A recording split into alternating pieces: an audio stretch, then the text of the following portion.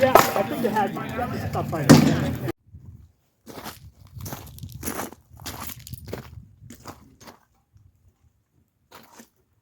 Hello everyone, welcome back. Today I want to talk about sword and buckler and why I think it was so popular for everyday carry during the Renaissance and possibly earlier. Okay, so for walking around doing your business every day, a full-size shield is probably inconvenient.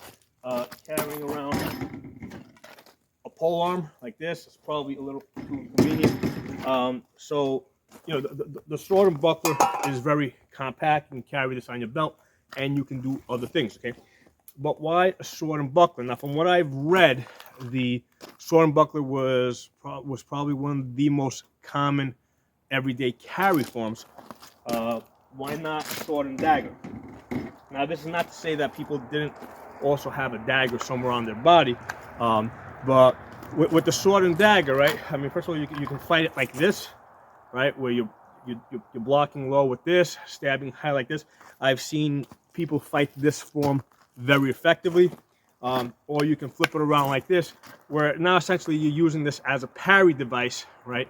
And you're fighting these two forms together. Okay, so why the sword and buckler versus this? Now you might say, well, with this you can stab, all right, but I mean with the buckler you can punch. Okay, so you got a steel fist over here, but yet still, it seems from everything I've read and seen in art, for everyday carry around towns and cities, the buckler was very popular. So my theory is that in towns, especially during like the Renaissance, a lot of times you had the townspeople matching up against towns guard or invaders. Okay, and a lot of times these people would come through town with pole axes, right? With pole weapons like this. So the dagger is not great for blocking a mass weapon. Okay, this thing I think weighs like a pound, maybe pound and a half. The buckler, on the other hand, this one weighs 4 pounds 4 ounces. Okay, so this is good. Now it's not the best choice, but it is good for blocking a mass weapon. Okay, and I'm going to include a video right after this where I'm actually fighting with the sword and buckler against the poleaxe. Okay, so this is a very viable form, and that's my opinion. That's why I think the sword and buckler was very popular, because this gave you the ability to go up against this. Now, first of all, let's say I just got a sword and buckler and I'm fighting a polearm.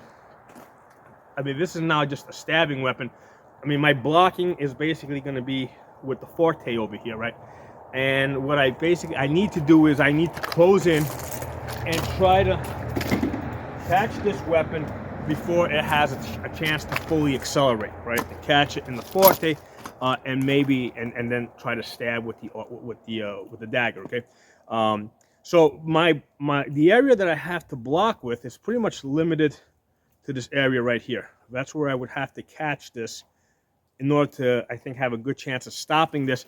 And I would also try to catch this, before this is at the optimal point of its swing, right? I'd like to basically step in and catch this before it has a chance to accelerate. Now, with the buckler,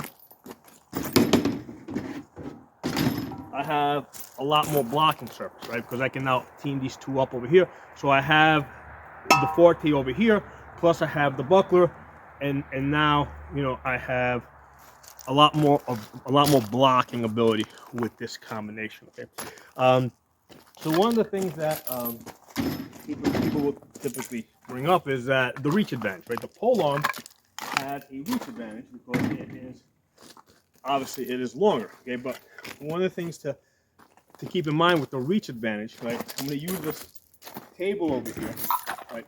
So if I'm holding this now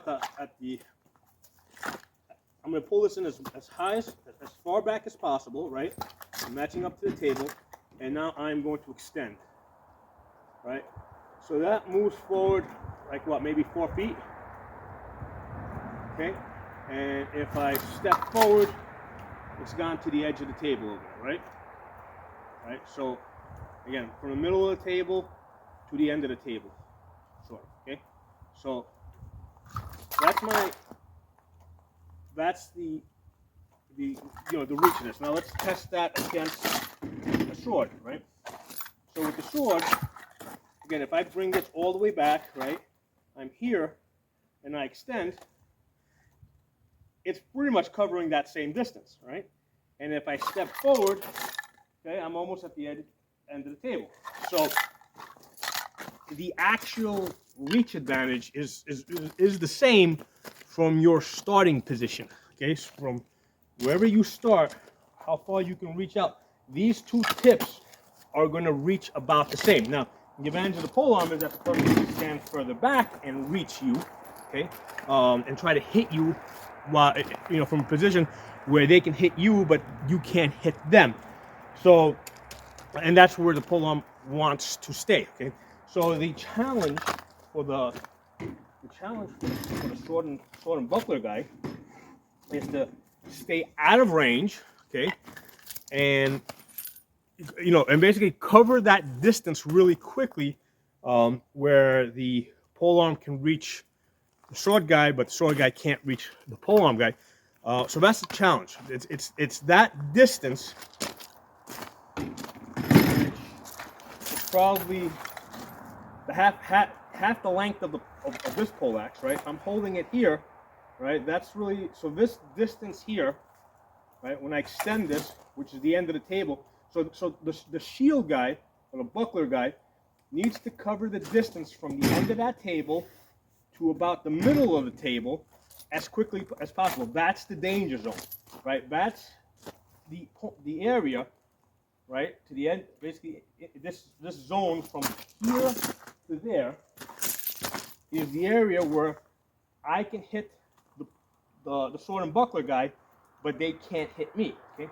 Once they cross past this area, I can hit them. They can hit me, and now they have a slight advantage in that now that they're in a position where they can use one weapon to stuff my weapon, right, to stuff my polearm, and then hit me with the sword, right?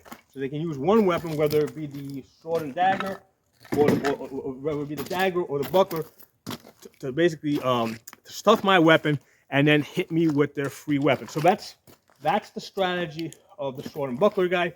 My strategy is to try and keep them at a distance and try to kill them at that distance. And that distance is specifically from here to the end of that table, because any further than that, well, I can't reach them, unless I chase after them, right? I have to move in. I have to change my distance. Okay? So this is my optimal range. I want to have them in that range over there. They want to be either on past the edge of the table or right here at this point over here, where they can now deal. Now they probably want to be a little bit closer, because again, right there, that's a place where I can swing this pretty hard. So they don't want to block this here, where this has had a chance to fully accelerate. They want to block this here. As soon as it comes to this position, that's where they want to make contact with this, right?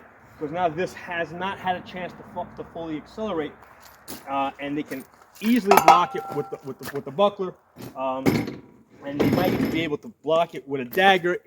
Not so. I mean, definitely with the sword. With the dagger, they probably need to get even closer. It's hard. I mean, because this just doesn't have enough mass. It wouldn't make sense to try and stop that with the dagger. When you got this, it would make a lot more sense to meet this, catch this at the forte, right, and then use the dagger to stab. That would make a lot more sense, and it would be a lot easier to stop that polearm with the sword in the forte area versus with the dagger. I mean, the dagger's really good, especially when you close in. The dagger's going to be a lot better for stabbing. Okay, so this dagger here, okay, this is a fighting dagger. I mean, even though it has a sharp edge on it, this will never be a good cutter, because this blade is very thick. Okay, it has a very thick blade. Let's say compared to a razor. On the other hand, a razor is like really sharp because the blade is really thin. Okay, so because this the cross section of this dagger is really thick, you can never put a really good edge on this, okay?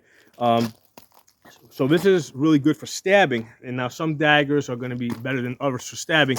This doesn't have a super sharp point, but against an unarmored opponent, this is fine, okay?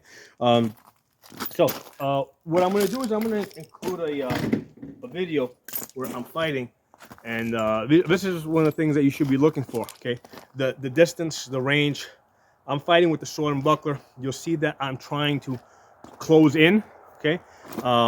You know, stuff the polearm with the weapon. You know, and I might initially catch it with the sword. Okay, if I initially catch it with the sword, what I'm going to then do is transfer to the buckler, and now I have a free sword. Okay, so whether I catch the initial block with the buckler or catch the initial block with the sword, right? What I'm going to do is I'm going to transfer, right? You'll see me move the buckler to transfer to the buckler, press to stuff, and then I'm going to hit with the sword wherever I see a good shot. Okay. Now, one of the things that you will see the person I'm fighting do really effectively a number of times is when I close in, right? What they'll do is they'll come back, right? They'll come back and they'll hit me with the butt spike, or attempt to hit me with the butt spike.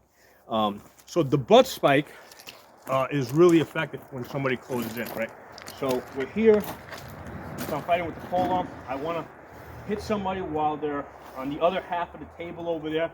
They want to cross the middle part and get here as fast as possible. Once they get here, right, what I need to, you know, if I'm fighting with the polearm, I need to come back and get that butt spike into place. You know, of course, I can move back and try to create distance. Of course, the person that I'm fighting, who in this video is a very experienced fighter, is aware of all these things. Okay, this person knows all these things that I'm telling you guys over here. So the person with the polearm is either trying to maintain distance. They know that I can move forward a lot faster than they can move backwards. Okay, so even if they're moving laterally, which this person sometimes does, you know, I'm committed to closing in. Okay, so at some point, right, they're gonna resort to that butt spike, and they did. That person did kill me. I'm sorry, I forgot his name, but he did manage to kill me a number of times with the. I think he killed me definitely once, and he came close a bunch of other times. I'd have to watch the video again. I remember, but in close distance, the butt spike is really effective for dealing with a sword and buckler guy, or sword and dagger guy that's trying to close in on you. Okay, so post some comments below. Let me know what you guys think of the video.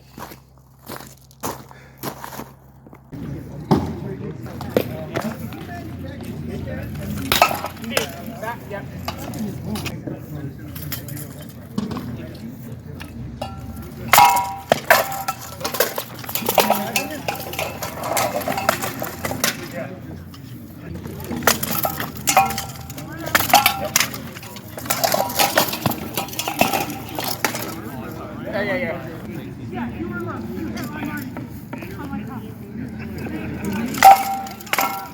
We do not Yeah. that kind of stuff. Right.